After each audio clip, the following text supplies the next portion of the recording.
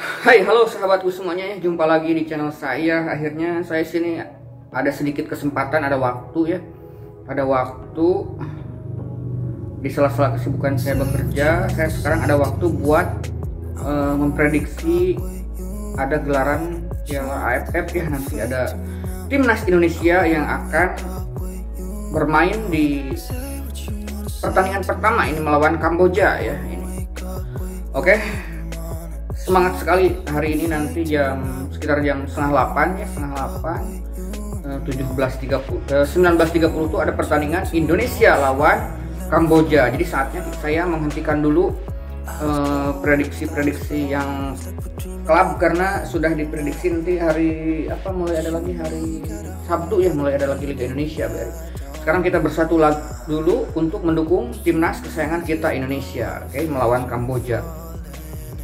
Kalau dari segi sejarah sih, Kamboja sudah lebih dari 20 tahun itu susah sekali ya, mau mencetak gol juga susah ya, apalagi menang gitu kan. Cuman mampu beberapa kali imbang saja ya, satu-satu. Selebihnya itu Indonesia yang selalu menang, karena saingan yang utama di Asia Tenggara, saingan utama Indonesia itu adalah cuman Thailand, Malaysia gitu kan, dan Singapura mungkin selebihnya. Kalau sama Kamboja sama Laos biasanya Indonesia biasa menang mudah ya. Prediksi saya pun di sini timnas kita kali ini akan menang mudah. Tetapi berapakah skornya yang mungkin akan terjadi? Kalau kita lihat ya, sekarang Sintayong itu menerapkan formasi ala-ala yang lagi booming di Britania Raya ya, seperti di pelatih-pelatih Jerman, seperti pelatih Chelsea, pelatih MU, ataupun pelatih Liverpool yang menerapkan sistem ala Eropa sekarang tuh ya. Karena mungkin ada beberapa pemain Indonesia juga yang bermain di Eropa, seperti Witan Sulaiman, terus Egy Maulana Fikri tentu saja ya. Dan ada striker muda ya, Ronaldo Kuate gitu kan. Terus Ezra Walian juga pernah bermain di Ajax juga pas usia mudanya itu. Jadi sangat mendukung dari segi kecepatan juga. Ini Indonesia tuh mempunyai pemain-pemain sayap yang cepat untuk generasi kali ini. Itu kan ditambah perpaduan dari back-back yang sudah lama malang melintang, sudah senior ini back-backnya. Kalau dari menengah ke depan itu pemain-pemain muda semuanya. Jadi ini sangat menjanjikan tim asuhan dari Sintayong ini. Jadi menerapkan kurang lebih kayak pressing sampai ke kotak pertahanan lawan gitu kan. Jadi pressingnya itu dilakukan bukan hanya dari sekedar seorang gelandang bertahan seperti khas dulu Haryono, atau kan gelandang bertahan ciri khas Indonesia seperti itu ya. Sekarang itu pressing itu dimulai bahkan dari striker gitu kan. Jadi ketika lawan menguasai bola itu biasanya pemain penyerang juga mau striker, apalagi gelandang serang atau sayap-sayap itu mulai menekan sisi pertahanan supaya lawan yang sedang menguasai bola itu cepat dapat direbut dan kemudian melakukan serangan gitu kan. Seperti itu, cepat, GG pressing gitu kan. Pressing yang dimulai dari pemain-pemain depan, bukan dari pemain gelandang bertahan. Bahkan kalau saya melihat dari komposisi pemain di Indonesia biasanya memakai formasi 4-3-3 ataupun 4-2-3-1 ya. Jadi penyerang tunggal tapi disokong sama sayap-sayap yang cepat gitu kan, dan gelandang serang yang sangat cepat itu Indonesia tuh.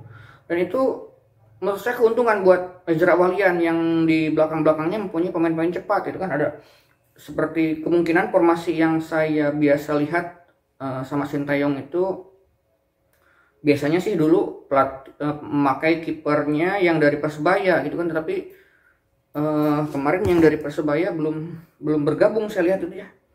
Jadi ada mungkin kemungkinan yang dipakai itu Muhammad Riyandi seperti Asnawi Mangku Alam, di tengahnya ada Victor Ikponepo dari Persib, terus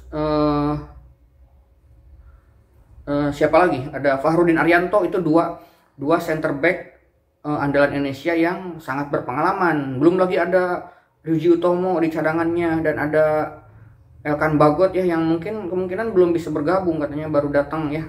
Terus di back sayap kirinya juga ada Pratama Arhan ya.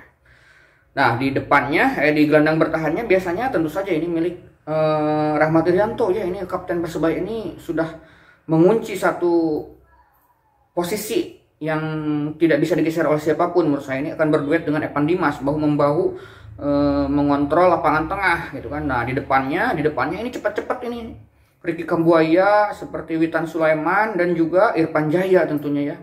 Dan di striker tunggal kemungkinan dipasang Ezra Walian, yang kemungkinan lawan Kamboja itu memakai 4-3-3 ya, cukup menyerang juga Kamboja juga. Kemarin Kamboja kalah 3-1 sama Malaysia. Nah, Indonesia di sini harus lebih untuk memberikan shower kepada Malaysia. Kalau Indonesia lebih bisa mengalahkan lebih banyak lagi daripada Malaysia ya tentunya. Menurut saya ini bakal terjadi gol yang sangat banyak menurut saya. Indonesia bakal mengalahkan. Hati-hati jangan sampai kebobolan di serangan balik gitu kan. Serangan balik terlalu asik menyerang, karena Kamboja juga kemarin mempunyai kemampuan buat mencetak gol ketika lawan Malaysia juga ya. Oke. Kita prediksi lewat pendulumnya, ini sudah pasti menang Indonesia ini. Ini sudah pasti jaminan mutu menang Indonesia kalau cuma lawan Kamboja gitu kan. Menang Indonesia dengan selisih 1 gol. Tidak akan. Selisih 2 gol. Tidak akan. Selisih 3 gol. Tidak akan juga. Selisih 4 gol.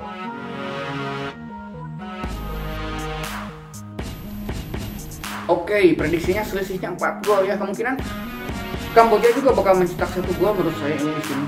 Dan prediksi skor saya adalah 5-1 buat kemenangan timnas kita, timnas Indonesia ya. Indonesia saya prediksi bakal menang dengan skor 5-1 ya. Di sini saya memprediksi kalau Ezra Walian bakal mencetak 2 gol.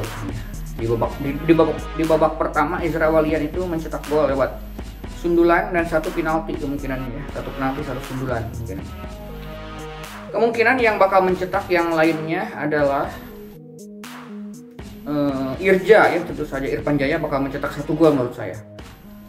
Dan juga kalau diturunkan Egy Maulana Fikri di babak kedua kemungkinan bakal mencetak gol juga ya. Jadi prediksi saya adalah skornya selisih 4 ya, bisa 4-0 ataupun 5-1 ya. Kalaupun 4-0 kemungkinannya Ezra Walian 2 gol, Irfan Jaya 1 gol, dan Egy Maulana Fikri ataupun Ricky Kambuaya ya, Ricky Kambuaya. Belum lagi di lapangan tengah penggantinya juga masih tak kalah bagusnya seperti Ramai Rumakil ya, itu dari Persipura, itu cepat-cepat juga ya. Pemain yang speednya itu susah dikejar sama pemain siapapun. Ketika lawan Australia saja kan mereka pressingnya tuh tinggi banget ya. Walaupun akhirnya waktu lawan Australia itu kalah ya. Oke, demikianlah mudah-mudahan ini prediksi skor saya, timnas kita itu menang melebihi kemenangan dari Malaysia supaya nanti bisa ke puncak klasemen ya, karena ini saingan utamanya di grup ini nanti sama Malaysia, itu harus mencetak gol dari sini karena kemungkinan lawan Malaysia itu takutnya nanti draw gitu kan. Takutnya kalau lawan Malaysia draw yaitu nanti head to head sudah mungkin selisih gol gitu kan, selisih gol. Dan di sini kesempatan Indonesia buat melebihi Malaysia buat mencetak gol lebih banyak. Kemarin Malaysia 3-1, Indonesia harus bisa 4-1 ataupun 5-1 ya. 5-1 prediksi saya. Prediksi saya 5-1 buat kemenangan timnas Indonesia. Di babak pertama saya pikir Indonesia bakal menang 3-1 ya. Bakal menang 3-1 dengan golnya Ezra Walian 2, Irfan Jaya 1, dan kebobolan 1 gitu kan. Dan di akhirnya di babak kedua dapat menambah 2 gol lagi ya, melalui bisa Witan Sulaiman atau Ricky Kambuaya ataupun Egy Maulana Fikri kalaupun dia diturunkan di babak kedua sebagai penggantinya ya. Oke, selamat menonton para pecinta timnas Indonesia. Semoga prediksi saya tepat, tidak bisa melebihi rekor golnya dari Malaysia 3-1 kemarin mengalahkan Kamboja, supaya langsung bisa ke puncak klasemen ya Indonesia. Menang, prediksi saya, skor saya adalah 5-1 buat kemenangan Indonesia. Bravo Garuda, yo, ayo Garuda, harus menang. Salam prediksi bola, salam olahraga. Kemungkinan Malaysia juga di sini bakal menang kembali lawan Laos. Prediksi skor saya adalah 2-0 buat kemenangan Malaysia ataupun 2-1 ya. Malaysia mungkin berikutnya kan ada pertandingan lawan Laos ya. Malaysia bakal menang dengan skor juga 2-1 lah. Oke.